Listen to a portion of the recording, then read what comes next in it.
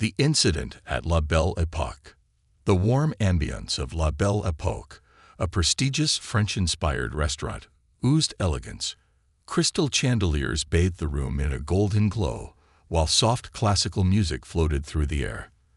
The clinking of glasses and the muted hum of well-heeled patrons created a symphony of affluence. It was a place where the elite gathered to dine, converse, and bask in the exclusivity of their privilege. Among the patrons sat Miranda Harrington, a striking woman in her late 40s, clad in a cream channel suit. Her coiffed blonde hair was styled to perfection, and her diamond earrings caught the light as she adjusted her napkin. Seated across from her was her teenage daughter, Emily, who wore an awkward expression, her face partially hidden by a curtain of straight brown hair. "Emily," Miranda said, her tone sharp. "Sit up straight. You look like a hooligan." Emily obeyed, her eyes scanning the restaurant nervously. She hated these outings with her mother. They were less about bonding and more about Miranda flaunting her wealth and asserting dominance over every unfortunate soul who crossed her path. Emily dreaded the moment her mother would inevitably find someone to humiliate. Their server, Ava Johnson, approached with a warm smile. Ava was a young black woman in her mid-20s, her sleek uniform tailored neatly to her slender frame. She exuded professionalism, though her eyes betrayed the exhaustion of a double shift. She had taken this job to fund her legal education, and while the tips were decent, the occasional patron like Miranda made the work grueling. "Good evening, and welcome to La Belle Époque," Ava said with practiced grace. "My name is Ava, and I'll be taking care of you this evening. Can I start you off with something to drink?" Miranda barely glanced at Ava, her gaze flicking dismissively to the menu. "I'll have a 2014 Bordeaux. And make sure it's the 2014, not the 2015. I can tell the difference." "Of course, ma'am," Ava replied, jotting it down. "And for you, miss?" she asked Emily, her tone gentle. Emily looked up hesitantly. "Just a lemonade, please." "Sparkling water," Miranda interrupted, snapping her fingers. "For her. Lemonade is loaded with sugar, and we don't need any more of that nonsense in this family." Emily shrank back, her cheeks flushing as Ava gave her a small, understanding smile. "I'll bring those right out," Ava said. As she walked away, Miranda scoffed audibly. "These places hire anyone these days. You'd think for what they charge, they'd employ servers with more polish." Emily looked away, her heart sinking. She hated when her mother spoke like this, but speaking up only made things worse. Minutes later, Ava returned with their drinks, placing them down with precision. She was about to ask if they were ready to order when Miranda cut her off. "This Bordeaux," Miranda said, holding the glass to the light. "It's not the correct vintage. You brought the 2015, didn't you?" Ava blinked, momentarily thrown off. "I apologize, ma'am, but I double-checked the bottle before bringing it out. It's the 2014. Miranda's lips thinned. "Don't argue with me. Take it back and bring me the correct one." "Yes, ma'am," Ava said, her tone measured. She picked up the glass, her hand steady despite the sting of the accusation. As Ava walked away, Emily looked at her mother in disbelief. "Mom, it's just wine. Does it really matter?" "Emily, don't be naive. This is about standards. If I don't demand the best, what's the point of paying for an establishment like this?" Emily fell silent, staring at her untouched water. Back in the kitchen, Ava leaned against the counter, taking a deep breath. She had dealt with rude customers before, but something about Miranda's entitled demeanor gnawed at her. Still, Ava reminded herself why she was here. This job was temporary, a stepping stone toward her dream of becoming a civil rights attorney. She grabbed the replacement wine and returned to the table. "Here you are, ma'am." "The 2014 Bordeaux," Ava said, setting the glass down carefully. Miranda swirled the wine, took a sip, and finally nodded. "Acceptable." "Wonderful," Ava replied. "Are you ready to order, or would you like a few more minutes?" "We'll order now," Miranda said, handing over the menu. "I'll have the duck à l'orange, And she'll have the filet mignon, medium rare. No sauces or sides for either of us. I won't have her overeating." "Of course," Ava said, glancing at Emily, who looked miserable.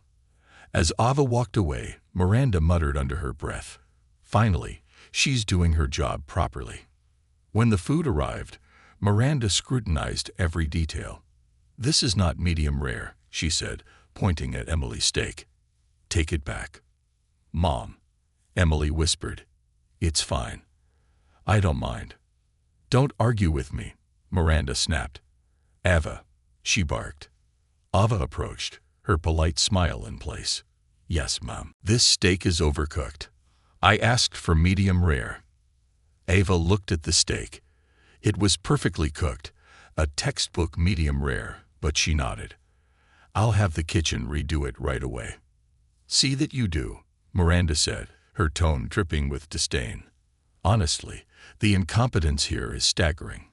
As Ava turned, she heard Miranda's next words, spoken loud enough for the surrounding tables to hear. "It's no surprise, really. These places are so desperate for diversity hires, they'll take anyone off the street." Ava froze mid-step, her hands clenching at her sides. She turned back slowly, her eyes meeting Miranda's with a calm intensity. "I assure you, ma'am, I was hired because I'm excellent at what I do. If there's an issue with your service, I'm happy to address it, but I will not tolerate disrespect." Miranda's eyes narrowed. "Oh, you won't tolerate it? Are you threatening me?" "No, ma'am," Ava said, her voice steady. "I'm simply reminding you that respect goes both ways." The restaurant fell silent. Other diners looked on, some with shock, others with quiet admiration for Ava's composure. "How dare you speak to me that way?" Miranda hissed, standing abruptly. "Do you have any idea who I am?" "I do," Ava replied evenly. "You're a customer, and I'll continue to serve you with the professionalism you deserve. But I won't let you demean me." Miranda's hand shot out before anyone could react. The sharp crack of the slap echoed through the room, drawing gasps from the other patrons. Ava stumbled back, her cheeks stinging, but she didn't cry out. Instead, she straightened, her expression calm but resolute. "You've made a mistake," Ava said quietly, her voice cutting through the silence like a blade. Miranda scoffed. "You're lucky you still have a job. Now get out of my sight." Without a word, Ava turned and walked away, her back straight. The dining room buzzed with whispers as Miranda sat back down, her smug expression firmly in place. Emily stared at her mother, her face pale with shock. "Mom," she whispered, "what did you just do?" "I handled it," Miranda said dismissively, picking up her fork. "Let's eat." But as the evening unfolded, Miranda would soon realize that her actions had consequences far beyond anything she could have anticipated. The unveiling of strength. The tension in La Belle Époque was thick enough to cut with a knife. Whispers rippled through the dining room as the spectacle at Miranda Harrington's table became the unspoken centerpiece of the evening. Patrons who had previously focused on their foie gras and fine wines now exchanged furtive glances, murmuring in low voices about what they had just witnessed. Ava, in the sanctuary of the back kitchen, pressed a damp cloth to her cheek. Her heart raced, not from pain, but from the humiliation she felt. She had worked hard to build her reputation as a professional, and in one evening, Miranda Harrington had tried to strip her of her dignity in front of a crowd. Ava's hand trembled slightly as she clutched the edge of the prep counter, her mind whirling with emotions. She wasn't sure if it was anger, frustration, or a deep ache of injustice that burned in her chest. Perhaps it was all three. The door to the kitchen swung open, and Chef Lucien, the head chef and co-owner of the restaurant, walked in with brisk steps. A towering figure with a salt and pepper beard and piercing eyes, he had seen enough of the scene to feel his own blood boil. His sharp gaze softened as he saw Ava. "Ava," Lucien began, his French accent thick, "are you all right?" Ava turned to him, her lips pressed into a tight line. "I'll be fine," she said, though her voice betrayed a crack of vulnerability. I just need a moment. Lucien shook his head, his expression grave. This is unacceptable. You shouldn't have to deal with that. You know, we don't tolerate this behavior in our restaurant. Ava sighed, her frustration evident. It's not about me, chef. This happens all the time. Maybe not always this blatant, but it happens. You can't just stop every entitled customer from being who they are. Lucien's jaw tightened. Perhaps not, but I can ensure they do not disgrace my establishment. That woman's actions have tarnished the reputation of our restaurant tonight. She has shamed herself more than you. Ava appreciated Lucien's fierce support, but she had no interest in dwelling on Miranda's actions. She wanted to act, not as a victim, but as a professional who would rise above the situation. Chef, she said, standing straighter, thank you, but let's not let one person ruin the evening for everyone else. I'll finish my shift. Lucien raised an eyebrow. Are you certain? You should not have to go back out there. I'm certain, Ava said, her tone firmer. I'll handle this my way. Meanwhile, Miranda sat at her table, oblivious to the judgmental stares from other diners. She picked at her entree with a smug air of self-satisfaction. Emily, however, was a different story. She could barely meet her mother's gaze, her appetite utterly gone. She kept replaying the slap in her mind, the sickening sound of Miranda's hand against Ava's cheek. Her stomach churned with shame, not for herself, but for her mother's actions. Mom, Emily said hesitantly, her voice barely audible over the hum of the dining room. Do you think? Maybe you overreacted. Miranda shot her a withering look. Overreacted? Don't be ridiculous. That girl was insubordinate and needed to be put in her place. If anything, I was too lenient. Emily's throat tightened, but she didn't do anything wrong. Enough, Miranda snapped, her voice low but firm. You're too young to understand these things, Emily. When you're older, you'll see that the world has a hierarchy. People need to remember where they belong. Emily said nothing, but her heart ached. She didn't want to believe the world her mother described was true. And deep down, she hoped it wasn't. As Ava emerged from the kitchen, her head held high, she was met with a wave of sympathetic smiles and nods from other patrons. A middle-aged couple seated nearby even gave her a quiet thumbs up, as if to say, "We're with you." Ava acknowledged them with a small nod but remained focused. She wouldn't let the evening's events define her or distract her from her responsibilities. The night continued uneventfully for the most part, but the air around Miranda's table was charged with tension. Emily remained silent, picking at her food while Miranda carried on as if nothing had happened. Ava avoided their table until necessary, but she couldn't avoid Miranda entirely. When Ava returned to deliver the dessert menu, Miranda fixed her with a cold, calculated smile. You're still here. Impressive. I figured you'd be too ashamed to show your face. Ava met Miranda's gaze calmly, her expression unflinching. I take pride in my work, ma'am. I wouldn't let one moment ruin my evening or my career. Miranda scoffed. Career? Let me give you a reality check. This is a dead-end job, darling. You're serving people like me because you'll never be one of us.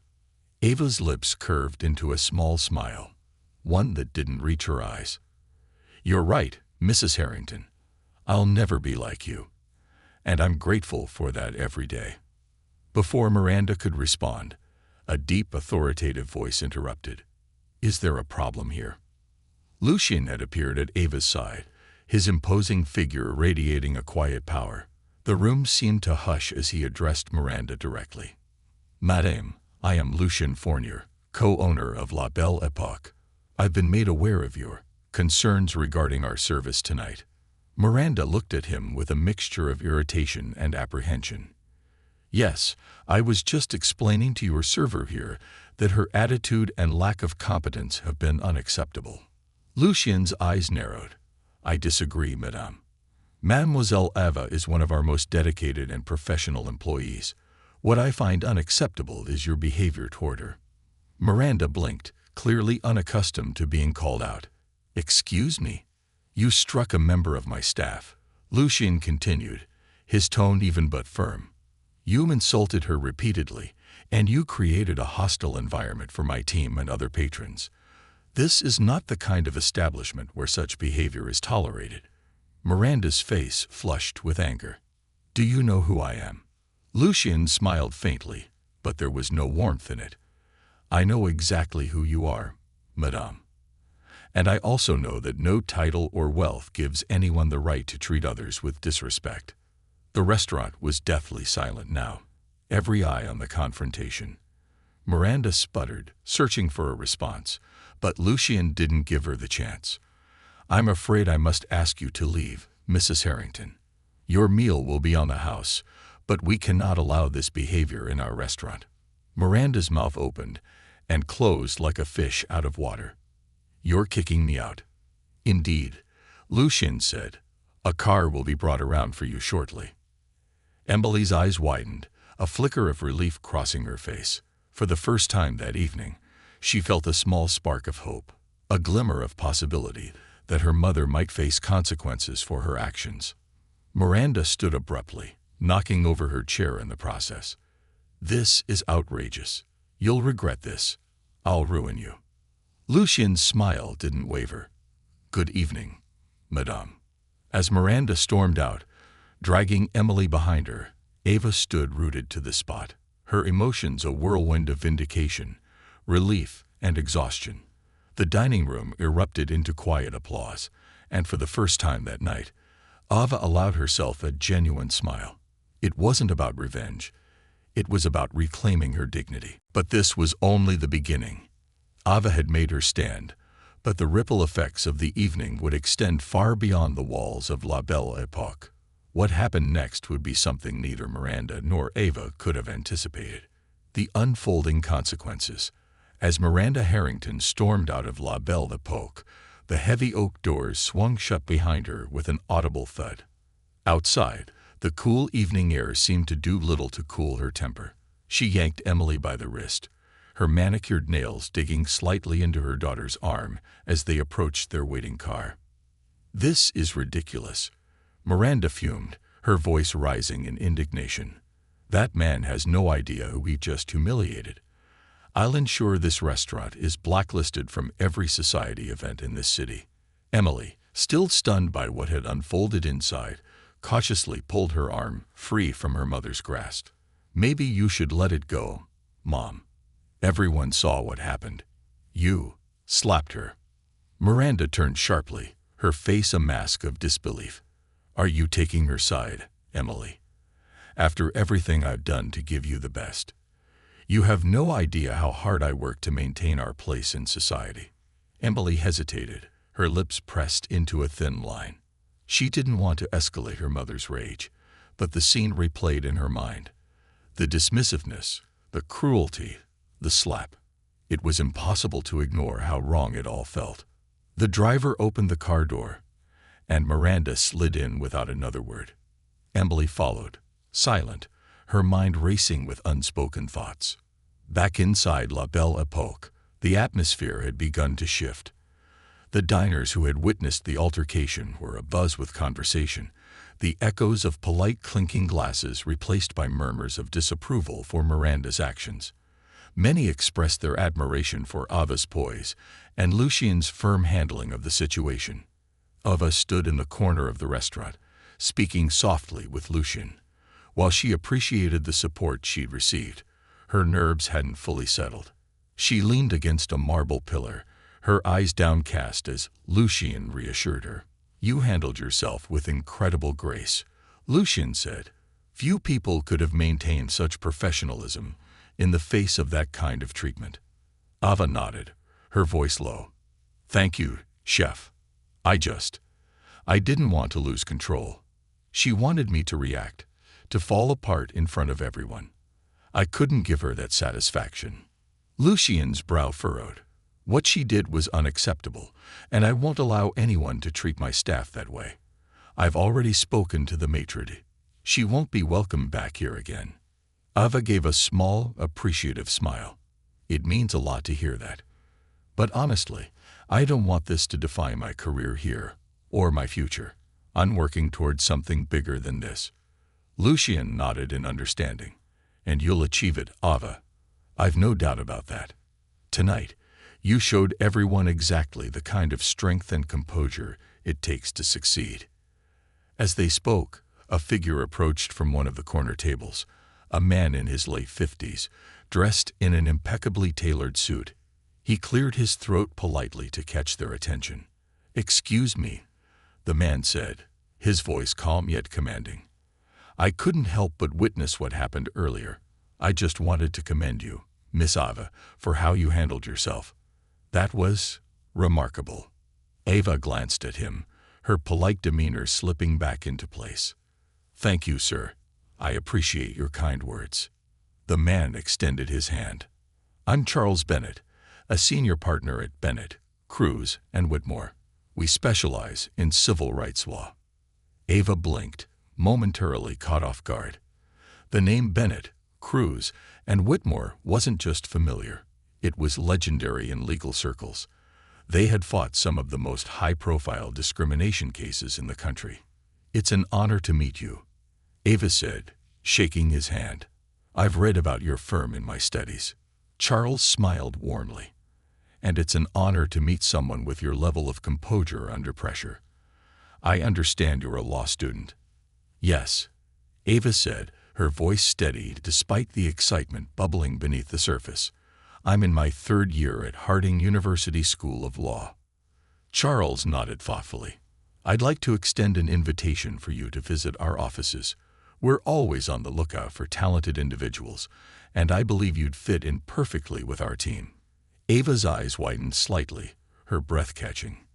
"That's incredibly generous of you. Thank you." "It's not generosity," Charles said, his tone earnest. "It's recognition of someone with the potential to make a real difference. I'll leave my card with the maitre d'. Reach out when you're ready." As Charles returned to his table, Ava stood in stunned silence. Lucien grinned beside her, clapping her lightly on the shoulder. "You see, strength and integrity always pay off." Ava smiled back, though her mind was already racing with the possibilities ahead. Perhaps the evening wasn't a complete disaster after all. Across town, Miranda sat in her spacious living room, a glass of Chardonnay trembling slightly in her hand. She was still fuming, replaying the events of the night in her mind. The audacity of that server, the nerve of Lucien to throw her out. She grabbed her phone, scrolling through her contacts until she found the number she was looking for. "I'll show them," she muttered, dialing the number of her public relations advisor. After a few rings, a crisp voice answered. "This is Claire Stokes." "Claire, it's Miranda," she said, her voice clipped. "We have a problem. That restaurant, La Belle Époque. They humiliated me tonight. I want you to draft a statement and contact the press. Let's make sure their reputation is in shambles by morning." There was a pause on the other end of the line before Claire responded cautiously. "What exactly happened, Miranda?" Miranda recounted the evening from her perspective, painting herself as the victim of an incompetent and rude server, while conveniently omitting certain details. When she finished, Claire's tone was measured. "I understand your frustration, Miranda," Claire said carefully. "But you should know that stories like this can backfire. If there were witnesses, or if the staff decide to speak out, it could reflect poorly on you instead." "Are you saying I should do nothing?" Miranda snapped. "I'm saying we need to be strategic," Claire replied.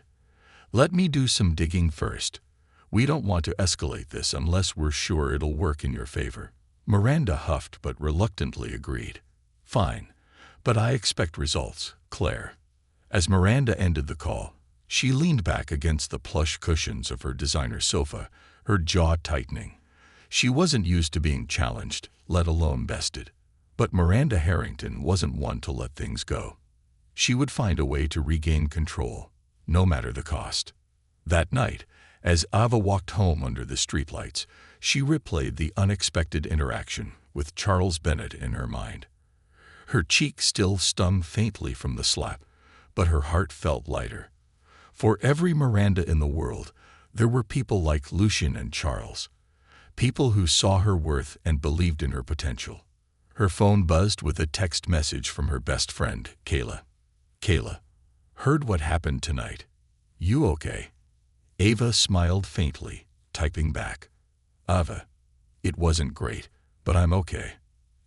And I think something good might come out of it.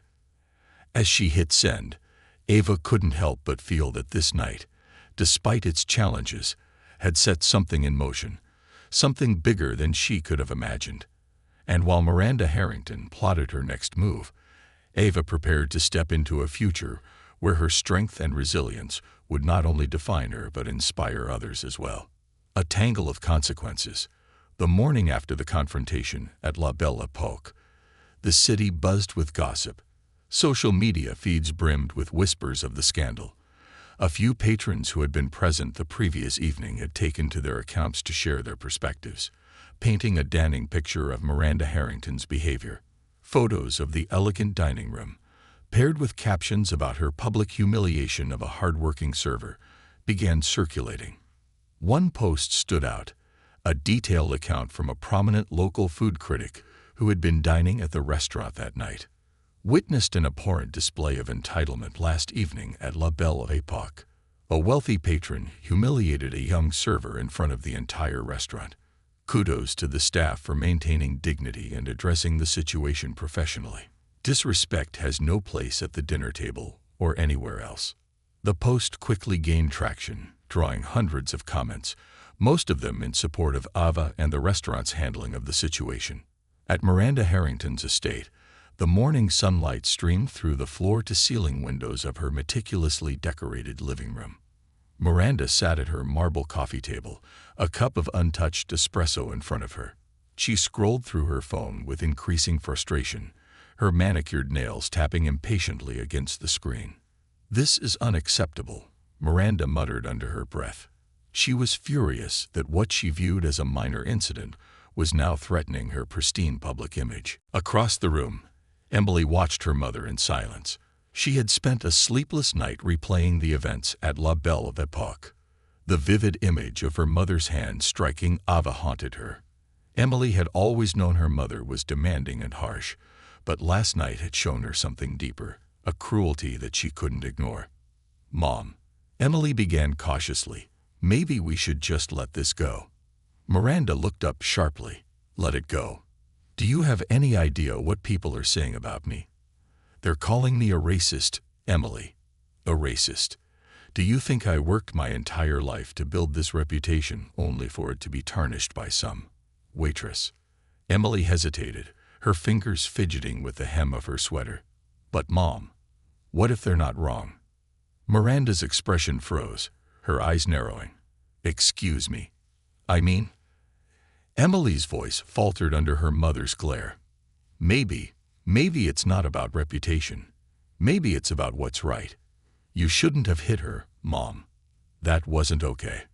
Miranda scoffed, setting her phone down with an audible clatter. "You're young and naive, Emily. You don't understand how the world works. That girl overstepped her boundaries, and I put her back in her place. That's how things are done." Emily's stomach churned. For the first time, she realized how deeply her mother's sense of superiority ran, and it terrified her. But before she could respond, Miranda's phone buzzed. She snatched it up, her face brightening slightly at the caller ID. "Claire," Miranda said sharply, "tell me you have good news." Claire Stokes, Miranda's PR advisor, sighed audibly on the other end. "Miranda, we need to talk. The story is already out of control. People are siding with the server, Ava Johnson. She's becoming a symbol of resilience and professionalism. If we escalate this, it could make things worse for you." "Make things worse?" Miranda snapped. "How could this possibly get worse?" Claire's voice grew firmer. "Miranda, listen to me. I've done some research. Ava Johnson isn't just a server. She's a law student with an impressive background. People are already framing her as the underdog who stood up to an out-of-touch socialite. If this becomes a media circus, you'll lose. Public opinion is already against you." Miranda's face darkened. "So what do you suggest?"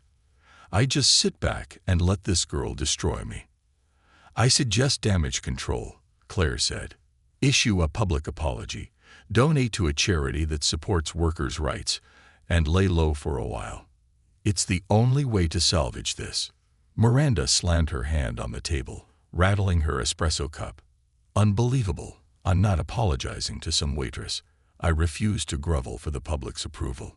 Then prepare for a storm, Claire warned. Because it's coming. Across town, Ava sat at a small cafe near her apartment, a warm cup of tea in her hands. Her best friend, Kayla, sat across from her, scrolling through her phone. Girl, you've gone viral, Kayla said, holding up the screen for Ava to see. Look at this post. It's got over 10,000 likes. Ava glanced at the screen, her face a mixture of disbelief and unease. I didn't ask for this, Kayla. I just wanted to do my job. Kayla leaned forward, her eyes sparkling with excitement. But don't you see? This is your moment. People are finally seeing what you're capable of.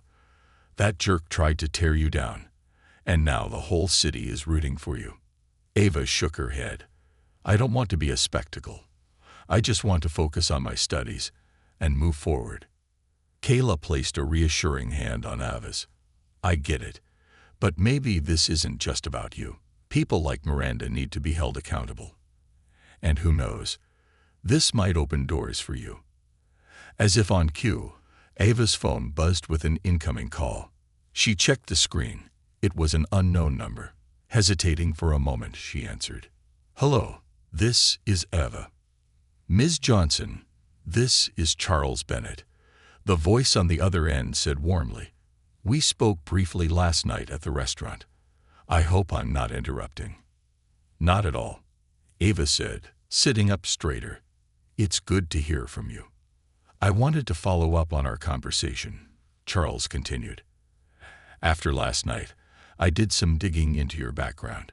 Your academic achievements are impressive, and your composure under pressure speaks volumes about your character. I'd like to formally offer you an internship at our firm. Ava's breath caught. I don't know what to say. Thank you. Charles chuckled. Don't thank me yet. It'll be a lot of hard work, but I think you're up to the challenge. Let's set up a meeting to discuss the details. As the call ended, Ava stared at her phone, her emotions a mix of excitement and disbelief. Kayla grinned. See, told you this was your moment. Meanwhile, the backlash against Miranda intensified. News outlets picked up the story, and hashtags like #StandWithAva and #AccountabilityMatters began trending. A reporter from a local station even reached out to Ava for an interview, but she declined, preferring to focus on her future rather than dwell on the past. At her estate, Miranda grew increasingly isolated. Even her closest socialite friends began distancing themselves, wary of being associated with the scandal. Her arrogance had cost her dearly, but she refused to admit it.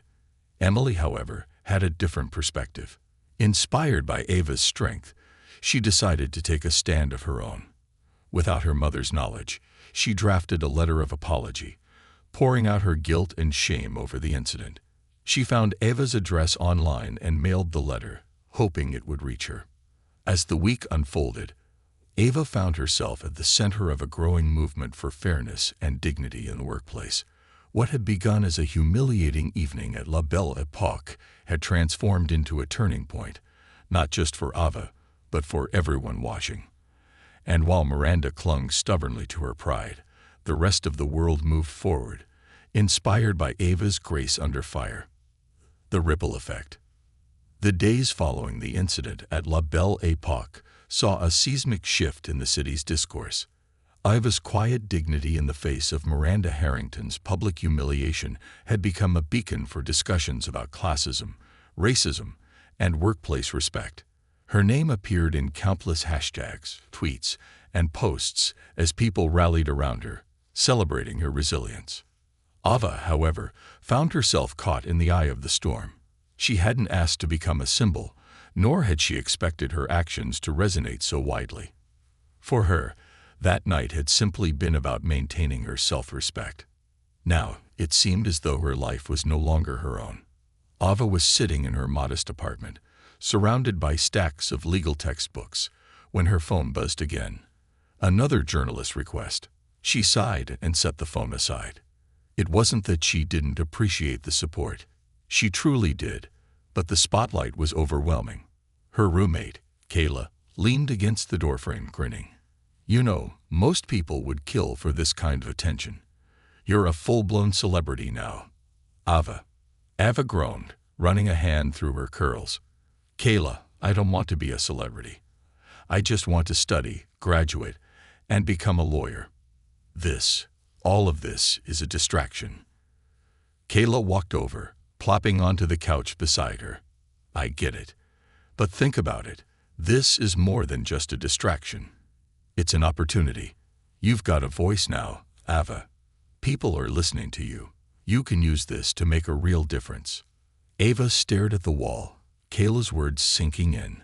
She didn't feel like a hero or an activist. She was just a woman trying to navigate her way through a difficult moment. But Kayla was right. Whether she wanted it or not, she had been given a platform. The question was, what would she do with it? Meanwhile, Miranda Harrington's world was unraveling. The media coverage had turned her into a pariah overnight. Her peers in the upper echelons of society were avoiding her calls. Her charity board memberships were being quietly revoked, and even her favorite boutique had begun to politely decline her business. In her sprawling mansion, Miranda paced the marble floors, clutching a glass of wine. Her lawyer, Greg Hawthorne, sat across from her, his expression a mixture of frustration and resignation. "Miranda," Greg began, "you need to issue a statement, a public apology. This isn't going to blow over unless you take responsibility." Miranda scoffed, her perfectly styled hair bouncing as she shook her head. "Why should I apologize? That girl," she spat the word like venom, "humiliated me. She disrespected me. I was defending my dignity." Greg sighed, rubbing his temples. "You're not defending your dignity. You're destroying your reputation. This isn't about who was right or wrong in that moment. It's about public perception, and right now, the public sees you as a villain. Let them think what they want." Miranda snapped, tossing back her wine. "I've survived worse than this." Greg's jaw tightened. "With all due respect, Miranda, this is different. Your name is toxic right now. If you don't address this, you'll lose everything." Miranda set her glass down with a sharp clink. "I'll think about it," she said dismissively, waving him off. Across the city, Emily Harrington was having her own reckoning. Sitting on her bed, she reread the letter she'd written to Ava, her hands trembling slightly. It had taken her hours to put her feelings into words. Her shame, her guilt, her admiration for Ava's courage. Now, as she held the envelope, she wondered if sending it was the right thing to do. Her phone buzzed with a notification. It was another news story about the incident, this one featuring an interview with one of the diners who had witnessed everything. "That young woman handled herself with such grace," the diner said. "It was inspiring.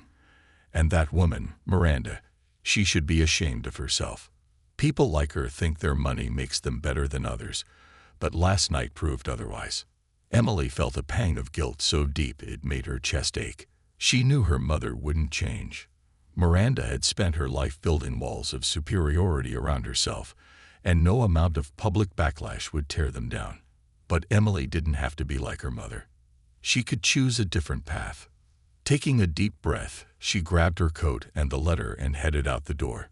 She didn't trust the postal service to deliver it quickly enough. She wanted Ava to know how sorry she was. Now, back at La Belle Époque, Lucien Fournier was navigating the aftermath in his own way. The restaurant's reputation had taken a hit, but not in the way he feared. In fact, reservations had increased as word spread about how he had stood up for his staff.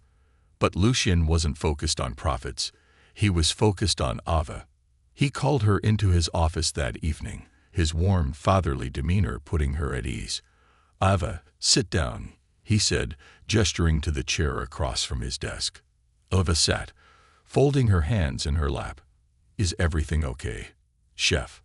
Lucien smiled. Everything is fine. Ava. Better than fine, actually. I wanted to talk to you about your future. My future? Ava echoed, puzzled. Lucien nodded. I've been thinking a lot about what happened last week. You handled yourself with such professionalism and grace. You're an asset to this restaurant, but more importantly, you're destined for greater things. I want to support you in any way I can. Ava tilted her head, confused. What do you mean? Lucien leaned forward, his expression earnest. If there's anything you need, financial support for law school, mentorship, connections, tell me. You've given so much to this place. It's time we gave back to you. Ava felt her throat tighten with emotion. Chef, that's incredibly generous. I don't know what to say. Say you'll let us help you, Lucien said, his smile warm. Because you deserve it. Ava nodded, her voice barely above a whisper. Thank you. That same evening, Emily arrived at Ava's apartment building. Clutching the letter tightly, she hesitated at the door. She felt like an intruder, her guilt weighing her down. Finally, she mustered the courage to ring the bell. When Ava opened the door, she was surprised to see Emily standing there, her face pale and her eyes red-rimmed. Emily, Ava said, her voice a mix of confusion and curiosity. Hi, Emily said, her voice trembling. She held out the letter. I wrote this for you. It's an apology for what my mom did and for not standing up to her. Ava took the letter, her brow furrowing. You didn't have to do this, she said softly. But I did, Emily said, her voice firm despite the tears threatening to spill over. What my mom did was wrong, and I'm so sorry you had to go through that. You didn't deserve any of it.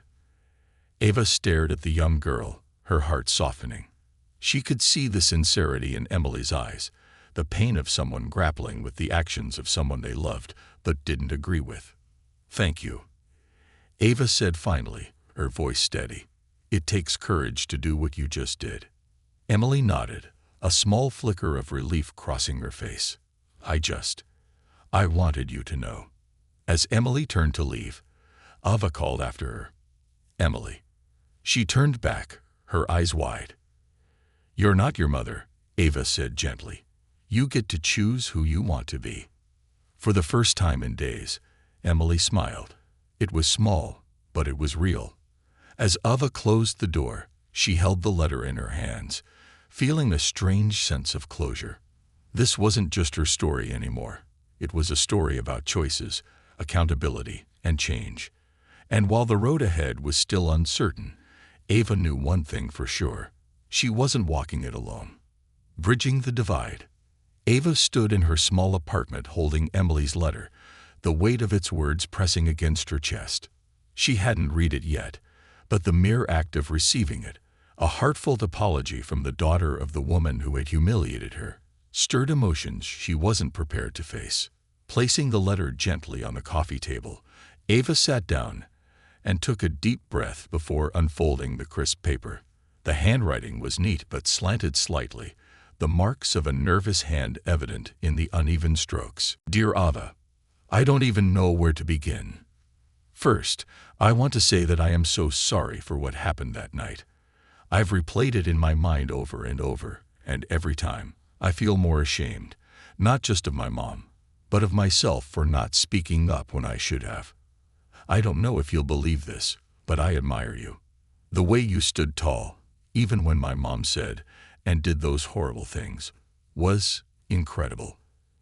You showed more strength in those moments than I've seen in most people my whole life. It made me realize how much I've been letting my mom's voice drown out my own. I've spent years watching her treat people the way she treated you, like they were beneath her. And I always told myself it wasn't my place to interfere. But you've shown me that silence makes me complicit, and I don't want to be that person anymore. I know I can't undo what happened, but I want you to know that I'm trying to change. And I'm sorry that my mom's actions cause you pain. You deserve so much better. Thank you for being an example of courage and integrity. I hope one day I can be as brave as you. Sincerely, Emily Harrington. Ava let out a slow, measured breath as she finished reading. She folded the letter carefully, her mind a whirlwind of thoughts. Emily's words felt genuine, her regret palpable. It wasn't the apology Ava had expected, but it was one she deeply appreciated. She glanced out the window at the city skyline. The lights twinkled like stars, and for the first time since the incident, she felt a sense of calm. Maybe, just maybe, this moment could spark a change, not just for Emily, but for everyone involved. Meanwhile, at the Harrington estate, Miranda's frustration boiled over. She paced her opulent living room, surrounded by luxurious furniture that now felt cold and oppressive. The public backlash had grown louder, and no amount of damage control seemed to be enough. Her PR advisor's recommendation to apologize felt like a bitter pill she refused to swallow. Miranda grabbed her phone and opened social media. Her name was everywhere, but not in the way she was accustomed to. Instead of glowing mentions in society columns, she was being called out for her behavior. Hashtag stand with Ava. Hashtag class and respect matter. Hashtag accountability for all. Miranda's jaw tightened as she read the comments. Entitlement at its finest. Money doesn't buy class. Ava Johnson is a queen. Miranda Harrington could learn a thing or two from her. When will people like Miranda realize the world is watching?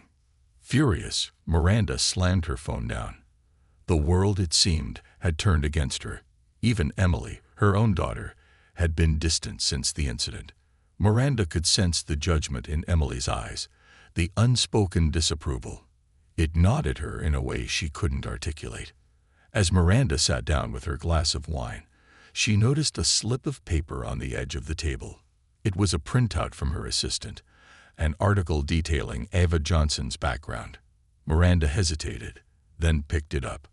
Ava Johnson, the woman behind the viral moment. Ava Johnson, a third-year law student at Harding University, has become an unexpected symbol of resilience following a public altercation at La Belle Époque. Known for her professionalism and grace under pressure, Johnson's story has resonated with thousands. But who is the woman at the center of this cultural moment? Raised by a single mother, Ava worked multiple jobs to put herself through school. Her dream of becoming a civil rights attorney stems from her desire to advocate for those who lack a voice. Those who know her describe her as driven, compassionate, and unyielding in the face of adversity. When asked about her future, Ava once said, "I believe in justice, but not just in the courtroom. Justice starts with how we treat each other every day." Miranda stared at the page, her grip tightening. This wasn't just a waitress she had humiliated. This was a woman with ambition, purpose, and the admiration of an entire city. The realization hit Miranda like a cold wave. She had underestimated Ava. Worse, she had been wrong. For the first time, doubt began to creep into Miranda's mind. Maybe, just maybe, Claire was right. Maybe an apology was necessary, not for the sake of saving face, but because Ava deserved it.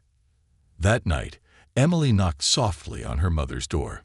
Miranda, who had been sitting quietly by the window, turned to see her daughter enter hesitantly. "Mom," Emily began, her voice steady but gentle, "I mailed Ava a letter." Miranda raised an eyebrow, her expression unreadable. "What kind of letter?" "An apology," Emily said. "For what happened?" "For everything." Miranda stared at her daughter for a long moment before setting down her wine. "And what do you expect to accomplish with that?" Emily stepped closer, her chin lifted. "I expect to take responsibility for my part in it. You should too." Miranda's jaw tightened. "I don't need a lecture from you, Emily." "It's not a lecture, Mom," Emily said firmly. "It's the truth. You hurt someone, and you need to make it right. Not because people are watching, but because it's the right thing to do." Miranda's gaze softened, a flicker of vulnerability crossing her face. She didn't respond, but as Emily left the room, her words lingered. The next morning, Ava received a surprise knock at her door. When she opened it, she was stunned to see Miranda Harrington standing there, looking uncharacteristically humble. Clad in a simple coat and holding a small bouquet of flowers, Miranda seemed almost human. "Ava," Miranda began, her voice quieter than Ava had ever heard it. I wanted to apologize for everything." Ava crossed her arms, her expression guarded. "Why now?" Miranda hesitated, her eyes flickering with something that resembled regret. "Because I've realized I was wrong about a lot of things. And because my daughter reminded me of the person I used to be, the person I want to be again." Ava studied Miranda for a long moment, weighing her words. Finally, she stepped aside, gesturing for Miranda to come in. "Let's talk."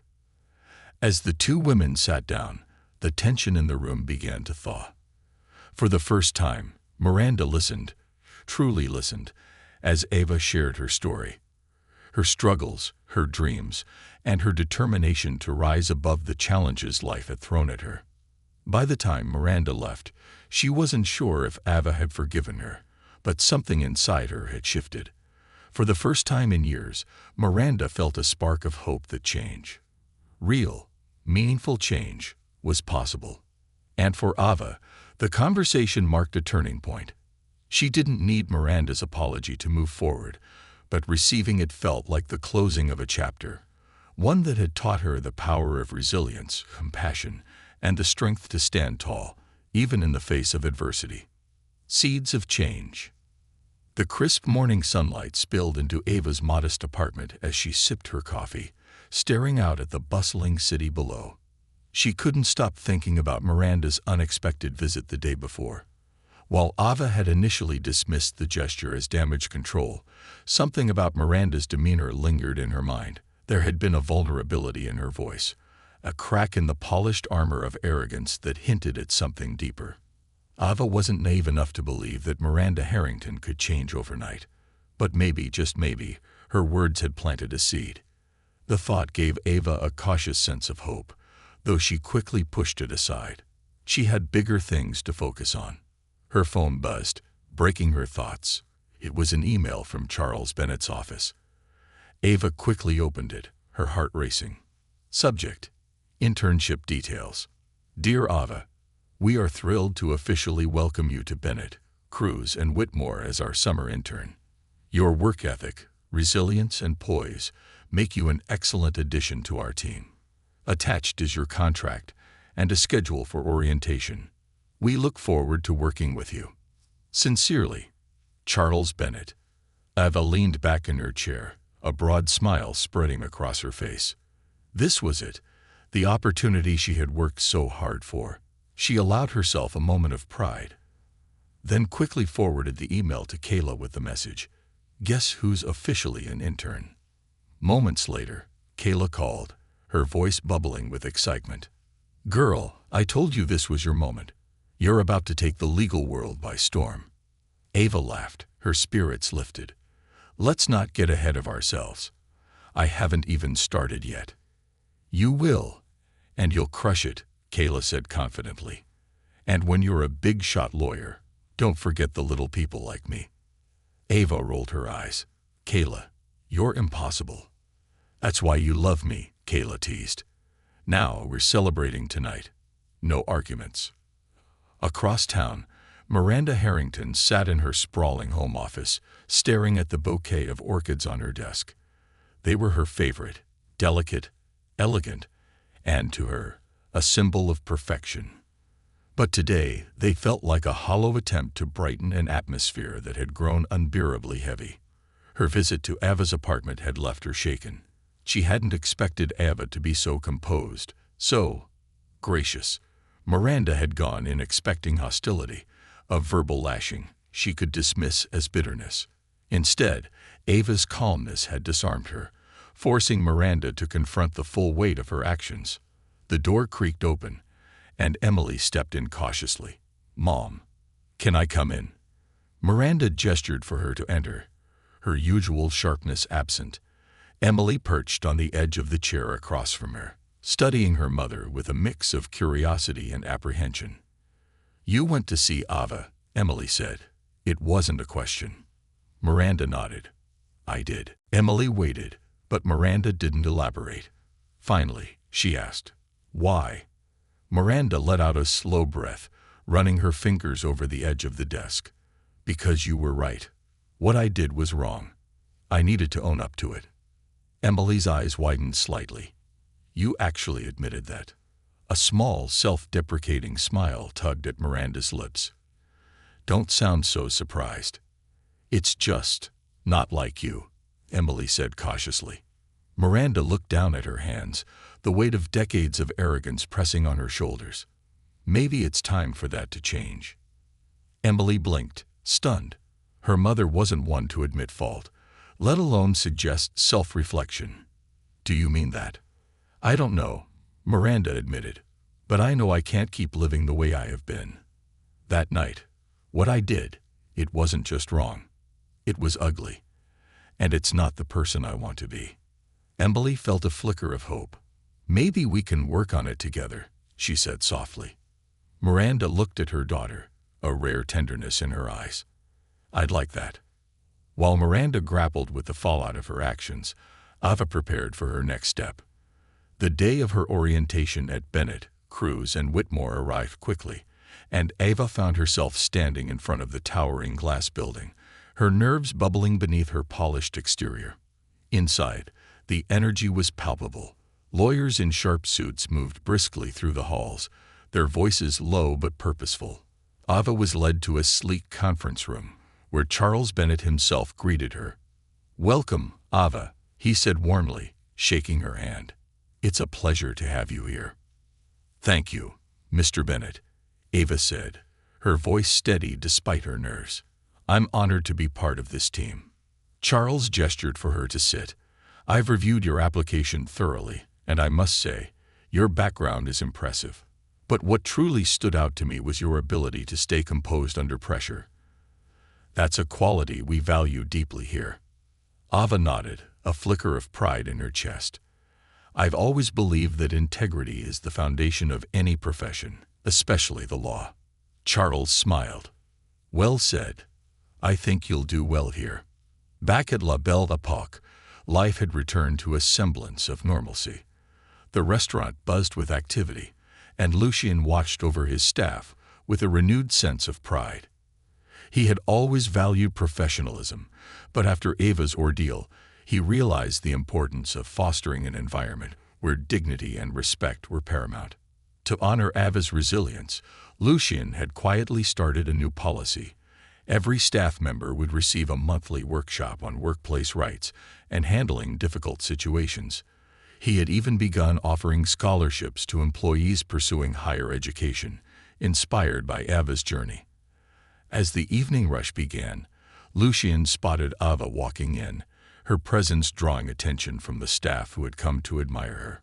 She had stopped by to visit her colleagues and thank Lucien for his unwavering support.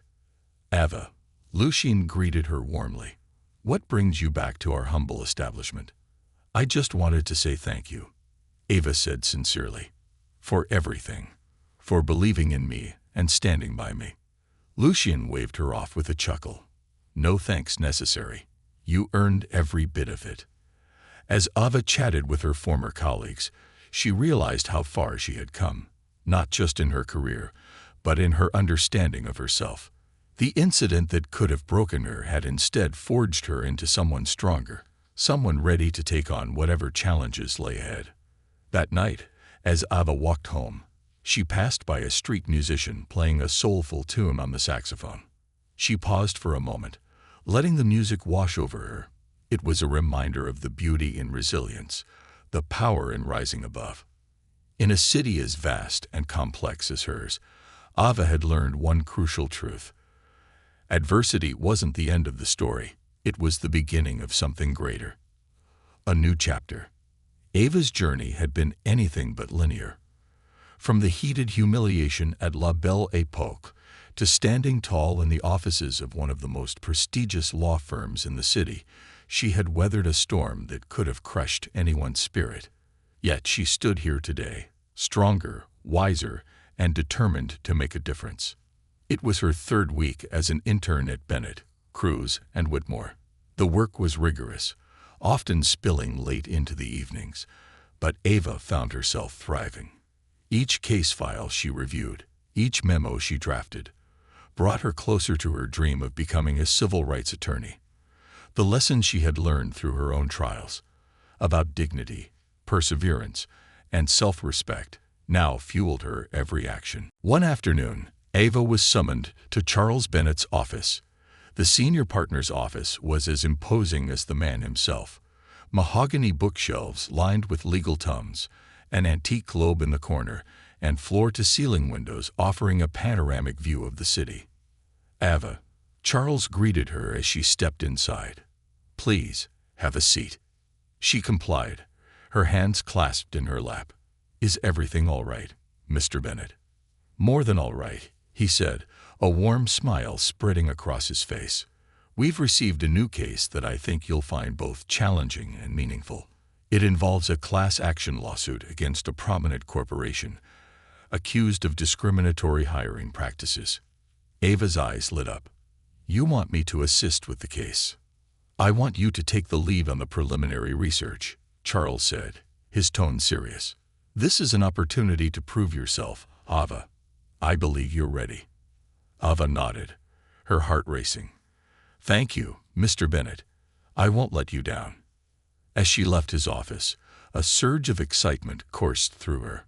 This was the kind of work she had dreamed of, work that could change lives, challenge injustices, and create a ripple effect far beyond a single courtroom. Meanwhile, at the Harrington estate, Miranda sat in her sunlit garden, a rare moment of solitude enveloping her. The weeks since the La Belle Époque incident had been a slow unraveling of the life she had built on appearances. Invitations to events had dwindled, her name now whispered in hushed tones rather than sung in praise. For a woman who had always prided herself on her social standing, the fall from grace was both humbling and disorienting. But amidst the chaos, something unexpected had happened. She had begun to reflect. Emily's unwavering support for Ava had been a turning point, forcing Miranda to confront the woman she had become. The sharp edges of entitlement, the walls of arrogance, these were no longer serving her, nor the daughter she loved. "Mom." Emily's voice interrupted her thoughts. She looked up to see her daughter approaching, holding a folder in her hands. "Emily," Miranda said, her tone softening. "What's that?" Emily hesitated before handing her the folder. "I've been doing some research about workplace discrimination, systemic bias, all the things Ava is fighting against." Miranda opened the folder, her brow furrowing as she skimmed the articles and statistics Emily had compiled. Stories of workers denied promotions, of women and minorities silenced in boardrooms, of systemic inequalities that mirrored Ava's own experiences. "I thought, maybe we could do something," Emily said, her voice tentative. "Something to help." Miranda looked up, a flicker of pride in her eyes. "What did you have in mind?" Emily took a deep breath. "There's a foundation that supports workplace equity. They offer grants for legal aid, training programs, and advocacy campaigns. I thought we could donate to them. Maybe start a scholarship in Ava's name." Miranda's chest tightened. She had spent years believing that power came from wealth and influence. But in this moment, she realized true power lay in using those resources to uplift others. "Let's do it," Miranda said, her voice resolute. "And let's make it meaningful." Days later, Ava received an email from an unfamiliar sender. The subject line read, "An initiative in your honor." Curious, she opened it. "Dear Ms. Johnson, we are pleased to inform you that the Harrington Foundation has established the Ava Johnson Scholarship for Workplace Equity. This scholarship will support individuals pursuing education in law, social justice, or advocacy work aimed at addressing systemic inequalities. The Harrington family has also made a significant contribution to the Equity Now Foundation in your name, inspired by your resilience and dedication to justice. We hope this initiative will empower others as you have empowered so many. Sincerely, Equity Now Foundation." Ava stared at the screen, her emotions a mix of shock, gratitude, and cautious optimism. The Harrington Foundation. Miranda Harrington. It didn't make sense. But as she reread the email, the sincerity of the gesture began to sink in. She shared the news with Kayla, who immediately suggested Ava reach out to the Harringtons. After much deliberation, Ava decided she needed to know why. The following week, Ava met Miranda and Emily at a quiet cafe.